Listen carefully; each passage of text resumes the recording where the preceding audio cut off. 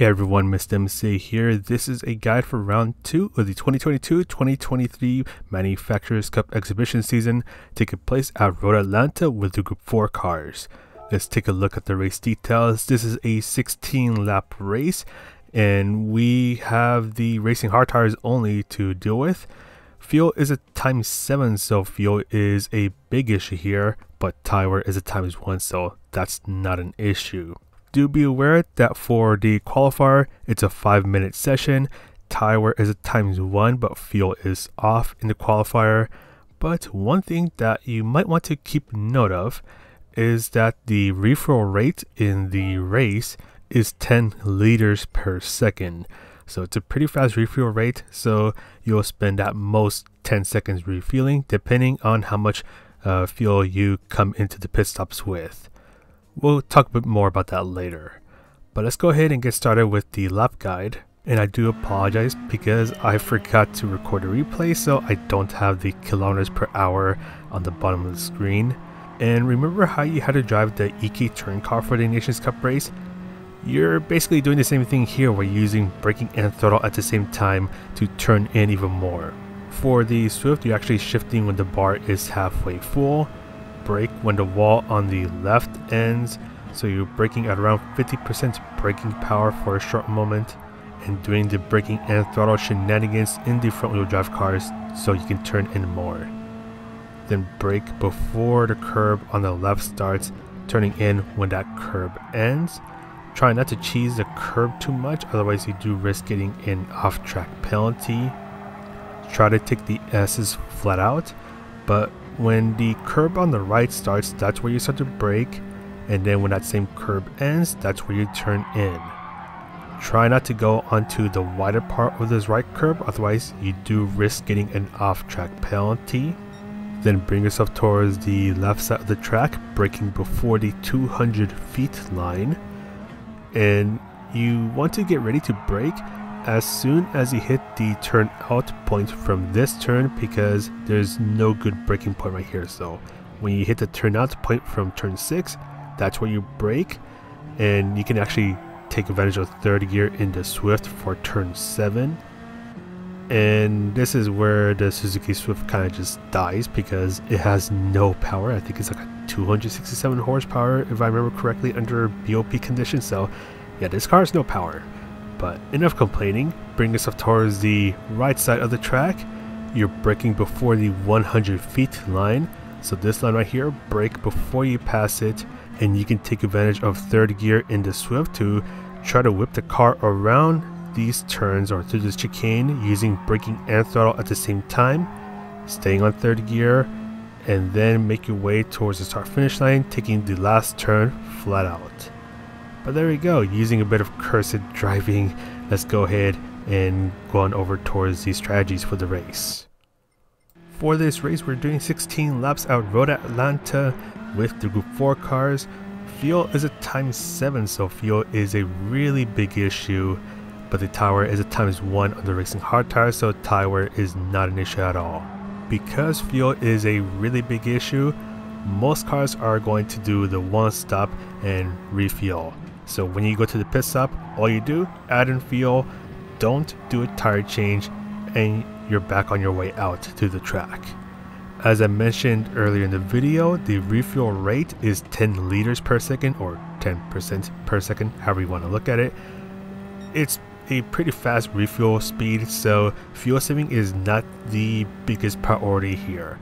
If it was, let's say, 5 or 3 liters per second, then that's when you'd want to try to fuel save as much as you can. But because it's 10 liters per second, fuel saving is not a huge priority here. So if you're going to go for the one stop, you can decide whether you want to go flat out or just do a minimal amount of fuel saving to where you're not sacrificing too much pace.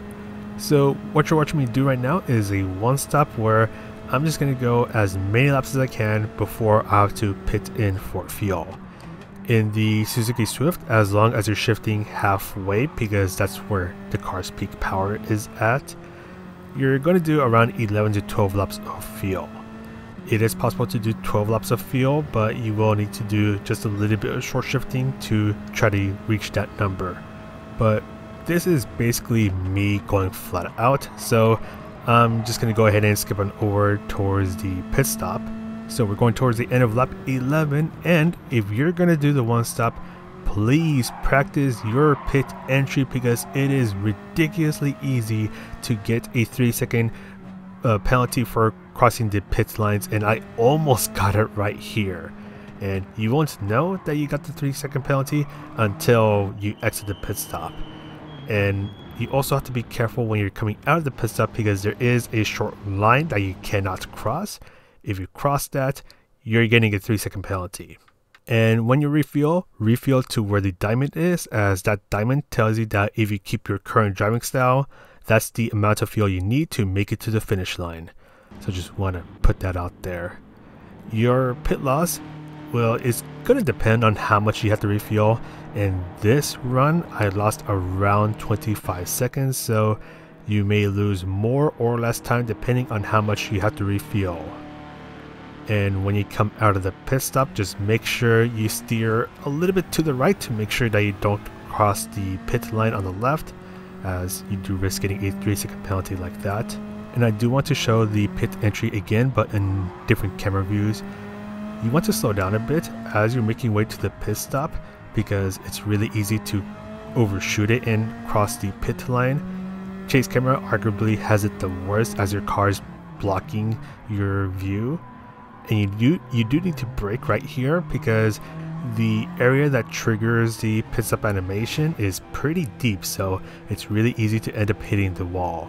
And one thing that you can try if you want is to change the camera view. So for example, right here on roof cam, I actually have a much better view, so it's a lot easier for me to spot the solid line to make sure that I don't cross it. And in a moment we'll go through it again, but this time on bumper cam, where it's a little harder to see it but not as hard as chase cam because the line does pop up right in front of you, so you do have a split second to try to make sure that you don't cross that line. And I really wanted to highlight this because it's going to be really easy to cross that line by accident, and it's going to be really frustrating when you have a 3-second penalty hanging over your head. So don't cross that line, enter the pit stop carefully. As for the race itself, because I haven't really talked much about it, there's going to be a lot of slipstream involved. Slipstream is going to be pretty important to try to stay in the toe of the car in front of you, especially if you're in a car like the Suzuki Swift because it has no power. Oh gosh, don't get me started on that. There's going to be a lot of single file line areas, especially in Sector 1, which is where we are right now. So try not to battle too much through the first sector as you do risk losing a lot of time. And also, it's really easy to get a penalty on Sector 1, a track penalty that is. So you do want to be a little careful about how much you're pushing the car so you don't end up going off the track, get a half-second or 1-second penalty, and then ruin your own race like that. And if there are any zero stoppers in your race, you'll kind of know because they're going to be going quite a bit slower than what everyone else will be doing. If any of them are in front of you, try to get around them as quickly and safely as possible because if you get held up behind them, that's really only going to hurt you a lot. So you want to try to make your way around them as quickly and safely as possible. But at the end of this race, in a one stop, I was able to get a 23 minutes and 16 second run. I know the game's going to say 23:17, but that was because I had a penalty to serve. But yeah, at the end of this race, 23:16 with a one stop where I didn't really worry too much about fuel saving. So for most of us, we're going to be going with the one stop. Now when it comes to the zero stop, oh my goodness. First of all, very few cars can pull this off.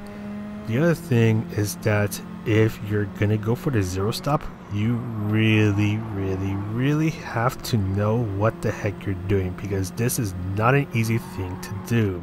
For starters, you need to use around 6.25% or liters of fuel per lap to try to make the entire race without running out of fuel.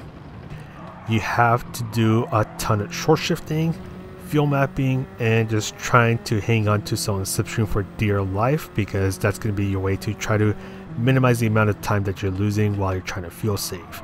And the thing is that in this race, it's really easy to lose a lot of time trying to feel safe and going for the zero stop versus just going flat out or nearly flat out and doing a one stop instead.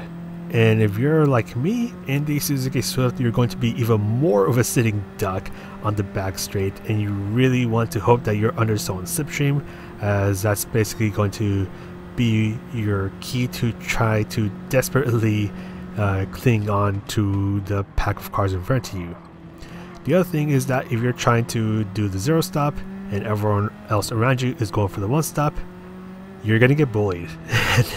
It's gonna be not the prettiest thing ever, because everyone's going to find out that you're trying to feel safe your way to a zero stop. They're gonna try to get around you as quickly as possible, and some might do it aggressively to where they push you off the track. So it's not the funnest thing to do, in my opinion. And even though in this run I was actually faster doing the zero stop versus the one stop by about a second, the amount of hassle that I have to go through to try to feel safe, do the short shifting, the field mapping, all this stuff, it's just honestly really annoying. And only going 1 second faster than the one stop, for me, at least for me, I don't see the zero stop being worth it for me to do. If someone has it nailed down to a science, then yeah, they can do the zero stop. But for me, I just cannot do it. I honestly felt a lot more comfortable doing the one stop. And I know I've been in a couple of lobbies trying to do zero stop, and it's just way too hard for me to try to get it to work. And I'd get bullied by the other cars that are doing the one stop. I'd get left behind, especially on the back straight. And yeah, it's not worth it for me to do. Might be worth it to someone else, but for me, and for probably most of us, the zero stop is something we're most likely not going to do, because this one is kind of just miserable, if you ask me. But there we go. So I did want to highlight this one, the zero stop. It is possible to do, but only a few cars can do it, and you also have to be really good at field saving to try to pull this off. It is not an easy thing to do, and even if you can do it, other cars that are doing the one stop might bully you. They might take advantage of you, so do be aware of that.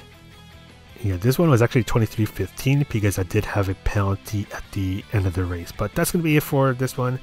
Most of us are going to go for the one stop. I'm going to go for the one stop as well, because yeah, I don't want to lose my sanity over the zero stop. But that's all for me. So do take care and good luck in your race. This is Mr. MCA, thanking you guys for the support over these past 4 years now, because January 2nd was my 4th year anniversary of doing Gran Turismo stuff. Do take care, and I'll see you in the next video.